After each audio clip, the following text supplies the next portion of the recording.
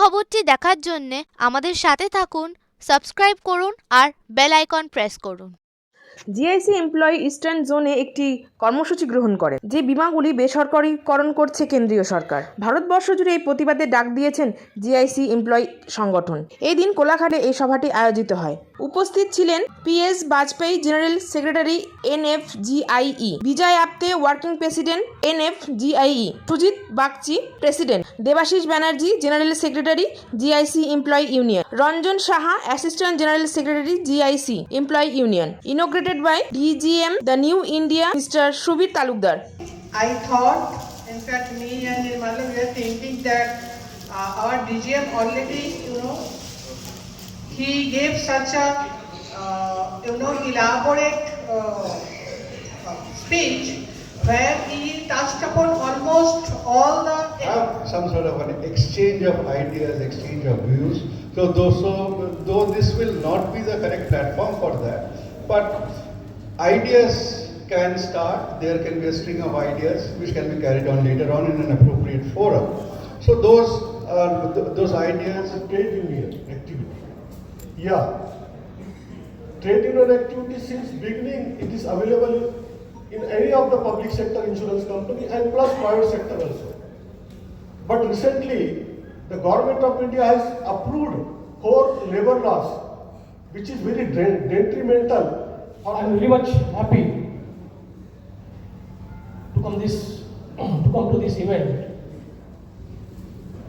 and I am now more happy because I heard GM sir speaking something.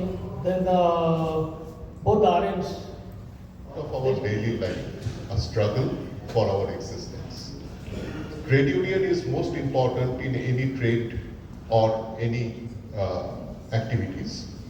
So trade union is not only to achieve the agenda or the demands, but trade union is a concept. না, আমাদের এই সাধারণ বীমা 1973 সালে nationalisation হয় এবং ন্যাশনালাইজেশনের পর থেকে আমাদের কিন্তু বিভিন্ন ধরনের যে পাবলিকের জন্য যে সেবামূলক যে পলিসিগুলো আসছে সেইগুলোকে আমরা মানুষের কাছে নিয়ে যাচ্ছি। এর আগে প্রাইভেট কোম্পানি ছিল, তারা মানুষের কাছ থেকে টাকা নিয়ে সেইগুলো ফরফিটেড হয়ে যেত, কিন্তু যখন ন্যাশনালাইজ হলো তখন কিন্তু সাধারণ মানুষরা বিমা করার পরে সেই টাকাগুলো তারা ঠিকমতো পাচ্ছে।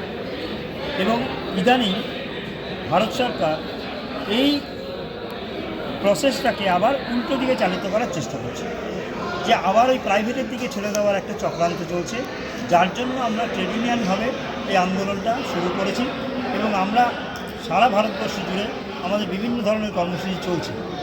এই নতুন যে অ্যান্টি এমপ্লয়ি যে পলিসিগুলো তারা নামিয়ে আনছে তার বিরুদ্ধে আমাদের এই আন্দোলন চলছে এবং এর সঙ্গে আমরা সাধারণ মানুষকে নিতে চাইছি এবং সাধারণ মানুষের সঙ্গে নিয়েই আমাদের এই আন্দোলন চলবে। তুই সাধারণ মানুষের সাড়াটা কতটা পেলেন? সাধারণ মানুষের সাড়াটা আমরা পাচ্ছি, কারণ আমরা বিভিন্ন জায়গায় প্যাম্পলেট, লিফলেট, ব্যানার এগুলো দিচ্ছি এবং আমরা মানুষের কাছে যাচ্ছি সিগনেচার ক্যাম্পেইন করে তাদের এই বোঝানোর চেষ্টা করছি যে কেন এটা পাবলিক ন্যাশনালাইজড হওয়া উচিত এবং যেভাবে পাবলিক সেক্টর আছে পাবলিক সেক্টর সেইভাবেই রাখা উচিত।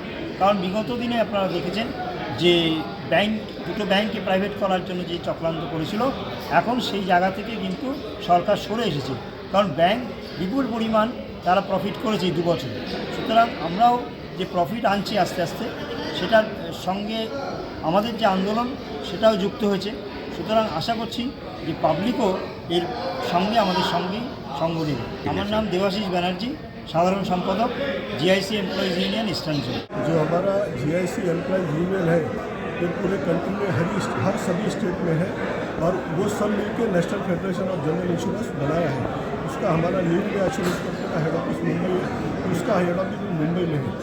जनरली हम लोग जो आप रिक्रूटमेंट करते हैं, जब हम पब्लिक में जाते हैं बताते हैं कि रिक्रूटमेंट होने वाला है, और साथ ही साथ में हम लोग जो कस्टमर सर्विस है ऑफिस में बैठ करके कस्टमर का जो होता है, जैसे क्लेम सेटलमेंट होता है, उनका तो डॉक्यूमेंट अंडरराइट करने के लिए कोई प्रॉब्लम होता है तो उनको हम लोग गाइड करते हैं, कुछ रिक्वायरमेंट है तो हम लगाते हैं, उसको डॉक्यूमेंट को हम लोग अंडरराइट करते हैं। तो इसके माध्यम से हम पब्लिक की सेवा करते हैं। और साथ ही साथ में जो गवर्नमेंट की जो स्कीम्स है जैसे जनधन योजना, फसल बीमा योजना, चिकित्सा बीमा योजना, तो जनधन योजना में हम लोग प्रीमियम खाली 12 रुपये लेते हैं, लेकिन उसका क्लेम हम लोग 2 लाख रुपये सेटल करते हैं। तो ये इसमें भी हम लोग पब्लिक को जाकर गाइड करते हैं, उनको समझाते हैं कि ये स्कीम अच्छा है और ये प्रीमियम जो है उनके बैंक अकाउंट से automatically every month every year में कट हो जाता है। तो ये हम लोग पब्लिक में जा कर के उनको बताते हैं कि ये इंश्योरेंस सेक्टर है, यहाँ पर तो कुछ फायदेमंद स्कीम है, तो बता के हम लोग उनको बेनिफिट देते हैं। ये जो पब्लिक जो समझते हैं लोग को, उसका जो असर है कितना किया है ये असर? नहीं, देखिए क्या हो गया है कि इंश्योरेंस सेक्टर हमारे पास जो है पर्टिकुलरली LIC और GIC, वो दोनों मिला के जो पेनिट्रेशन है, जो गवर्नमेंट का इंटेंशन था कि ये 10% के ऊपर होना चाहिए, लेकिन आज ये पेनिट्रेशन LIC और GIC मिला के और प्राइवेट कंपनी मिला के आज 4 पब्लिक सेक्टर इंश्योरेंस कंपनी है, एक एग्रीकल्चर इंश्योरेंस है और एक GIC भी है, और उसके बाद में 21 प्राइवेट कंपनीज है। तो सब मिलाकर जो पेनिट्रेशन है LIC के साथ मिला के भी तो 4% के ऊपर नहीं है, क्योंकि हमारे पास इंडिया में डेमोक्रेसी है और जो 70% गरीब लोग हैं तो वो लोग इंश्योरेंस नहीं खरीद सकते, इसकी वजह से पेनिट्रेशन नहीं बढ़ रहा है। तो गवर्नमेंट ने अभी नए स्कीम ला करके हमारा जो इंश्योरेंस का पेनिट्रेशन है वो बढ़ाने के लिए हमारे माध्यम से गवर्नमेंट प्रयत्न कर रही है कि ज़्यादा से ज़्यादा इंश्योरेंस बिके। इसके लिए गवर्नमेंट ने 2006 में हमारे पब्लिक सेक्टर इंश्योरेंस को 4 कंपनी को बोला था, new India insurance company, oriental, United और नेशनल को, कि आप माइक्रो ऑफिस ओपन करो।